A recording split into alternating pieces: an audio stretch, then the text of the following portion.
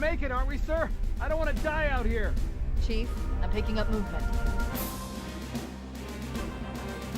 Report. Heads up, everyone. This is it. No human life signs detected. Captain, the cannon was my last offensive option. Get Cortana off this ship. We need to go right now. If I still had fingers, they'd be crossed. Halo's a terrific game. It was a great looking game, it was a great sounding game, it was intelligent, it put the brains in action, which was really nice and rare. Halo is terrific. Basically it has to do with some aliens and some marines and some killing and some multiplayer craziness. And it just sucks you right in. You really are transported to another world. Right from the get-go with the music, and you're like, wow. Just everything from like the weapons that you use, the reality of the game itself, the graphics. Add on top of that, like a fat soundtrack, and on top of that, you have the feeling of a movie setting. You just gotta say that the game is top 5 all time. You know, there's people who are purists, you know, for FPS games, those first-person shooter games. They say they've gotta be on a PC. They defied what everyone was saying about that, you know, that you didn't need a mouse, you didn't need a keyboard. Easily one of the best games of all time, probably the best. Halo came out in 2001, I believe, from a small company called Bungie. Well, basically when Halo first came out, it was gonna come out for the Mac. A lot of Mac enthusiasts just cried all night when Microsoft came in and bought Bungie. Then what happened is that Microsoft basically said, all right, you're gonna make this for the Xbox. And the great thing about Halo is that the Halo came out on the Xbox, which finally gave reason for people to buy an Xbox. Halo was like the flagship title for that system. So everyone buys Xbox, they get Halo right off the bat. Boom. Halo sold 4 million copies, I think, and that's in a 4-year span. So carry the one, bring down the... That's 1 million games a year. Now, they're doing something right. You know, for the most part, most games have really bad plots, but Halo really had a complex plot and it was really watchable. Halo was just really innovative for that reason alone. It was clever in a way that was very inspiring. Like you sort of wanted to get deeper into the game so you'd learn more, so you'd uncover more. It's what a story should do. Basically, Halo is about this super marine in a big suit called Master Chief. And he's the last of his kind, which are genetically enhanced cyborg soldiers known as Spartans. Basically, he needs to stop the Earth from being invaded by the Covenant, which is an alien force. As far as video game character names go, Master Chief ranks somewhere around Jumpman, maybe right below the nameless guy from Doom. It's a story about one ship that makes a warp jump, like a random warp jump, and it ends up somewhere in space to lead these aliens away from Earth. And they end up next to this big ring called Halo. The whole game, you're battling the Covenant, but then you realize there's this other alien race called the Flood. Hold still! Hold still! Let him have it! And once, you know, you get flooded, you get attacked by this infection, you know, you just turn into this, like, giant, ugly mass that looks like a big ginger root. Well, in the course of that, you find out that the ring was made to stop the flood, but the only way to stop the flood completely and to be completely safe is to sanitize the entire universe of all life. The only way to stop the flood is to starve them to death. And that's exactly what Halo is designed to do. Wipe the galaxy clean of all sentient life. And so Master Chief is our hero, and he runs through Halo, killing aliens, setting loose zombies. Then he has to kill the zombies, kill the aliens, and destroy Halo in the process. Yeah, I mean, that's what you get on the back of the box. In reality, the game's about, you know, just straight up killing things. I skip through all the story parts. Like, I don't really care what the story of the game is. I probably should, because that one seemed to be fairly well written, but I'm just like, boring. And that's why I didn't know his name was actually Master Chief and not Master Chef till 2/3 of the way through the game. Cortana is the artificial intelligence device that is aboard the ship. She's the only girl in the whole game, unless some of those little aliens are female, but after I shoot them, I never really check the genitalia. She gets into your head and she talks into your helmet and you know, whispers sweet nothings in your ear for the rest of the game. Well, there's the entrance to the security substation, but it looks like we'll have to look for another way up. Yeah, she's just constantly like, oh, we gotta do this, we gotta do that, and she's in your head. She's literally in your head, and you can't get rid of her. Oh, I see. The coordinate data needs to be... Right. Sorry. She's a great character because she keeps you in the world. You know what's going on. She's smarter than him, and he needs her. It's hot to know that a guy has a girl inside of him for a change. The graphics are, to this day, you know, 4 or 5 years later, some of the most beautiful graphics on any video game. You know, right up until Halo 2 came out, it was still the best looking game on the Xbox.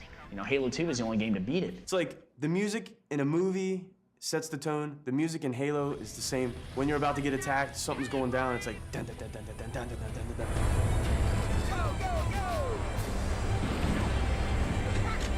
And what's that make you want to do?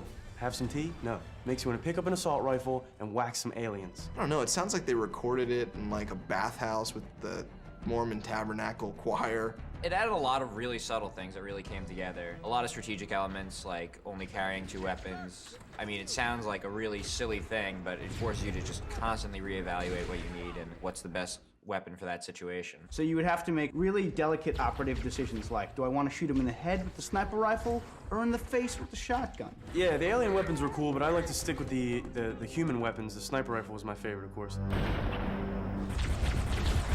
If I had to pick an alien weapon that was my favorite, I'd go with the Needler.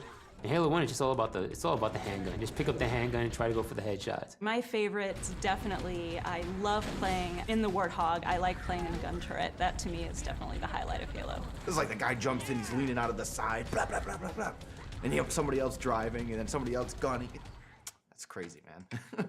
You got 4-wheel drive vehicles, you have tanks, you have hovercrafts, you have Banshees, which are basically like fighter jets. All your boys can jump on the tank with you at the same time. You can put somebody on the turret in the Warthog and drive them around. It was probably one of the first games I remember that you could have 2 people on a vehicle. Watching that happen in such a smooth way that was brand new to me. Yeah, there's so many great things about Halo. The artificial intelligence of the enemy. You know, they hide behind rocks. They'll lob grenades at you. I've seen them talk to each other and send squads in different formations. They group together, they work as teams, they duck behind stuff. The AI is really good. Like, they outflank you, they actually, like, outthink you. Especially on the higher difficulty levels. The higher difficulty levels, rather than just give you less weapons and throw more enemies at you, the enemies actually get smarter. The 4 levels of the game, you have easy, then there's normal, then there's hero, and then you have legendary. There's easy, which is for pussies. There's normal, which was for my learning disabled brother. Legendary on Halo is suicide. The aliens are like catching your bullets and like throwing them back at you. It's like, it's that ridiculous. Another thing that Halo did very, very well is that when you're playing Legendary, you are still playing an excellent game that's very well thought out. And if you can't play it, you're the problem. It's not the game. Maybe I'm less of a man, but Legendary, I can't do it. The thing with Halo, that what gives its legs is basically the same thing like, say, GoldenEye for the N64. It's all about the multiplayer. It brings home to consoles what's been on PC first-person shooters for a while. You can play it up to 4 people on a split screen. You can play it up to 16 people on a LAN. The terrains that you can play on are so kind of expansive. Blood Gulch is really great, and you have the teleporter where you can go back and forth between different spaces. You got King of the Hill, Capture the Flag, just straight Slayer. And you can play these maps over and over again like people did for like, what was it, almost 4 years? Red team, score. A really interesting thing about Halo is that it is responsible for the birth of the first ever actually funny machinima series, which is Red vs. Blue.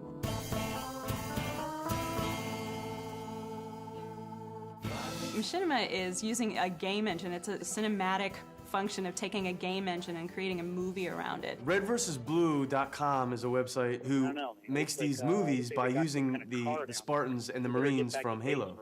A car? How come they get a car? What are you complaining about, man? We're about to get a tank in the very next drop. You can't pick up chicks in a tank. What chicks are we going to pick up, man? By history, I'm a writer, and so I thought here's a good way that I can write 4 or 5 pages of dialogue a week and stay sharp as a writer and use people without much production experience to make an animated cartoon. And just kind of took off from there. So if you can't get enough Halo or you just don't have the patience to wait for Halo 3, I mean, you know, at least you've got Red versus Blue. Holy crap! Who is running this army? There are still, if you can believe this, there are Halo guys out there that won't even pick up Halo 2 because they're so dedicated to Halo. Halo 2 came out November 9th. Like the date that it'll always be in my memory. It came out and it was basically like a blockbuster movie coming out. It had lines at Times Square, and I mean it was just like this big phenomenon. In Halo 2, you could actually carry 2 weapons at the same time. In Halo, of course, you can only manage 2 weapons, so you had to be selective. But Halo 2, you can use them. Yeah, Halo 2 was cool because you could hold 2 guns at the same time, which was cool except for then you couldn't push the stroller.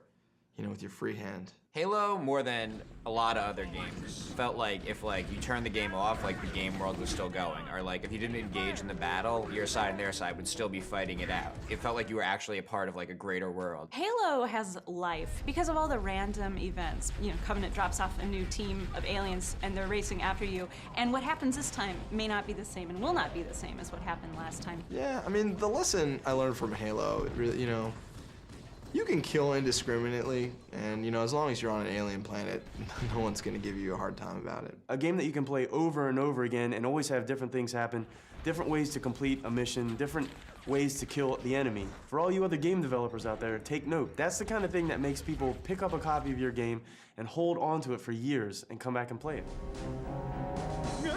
Now would be a very good time to leave.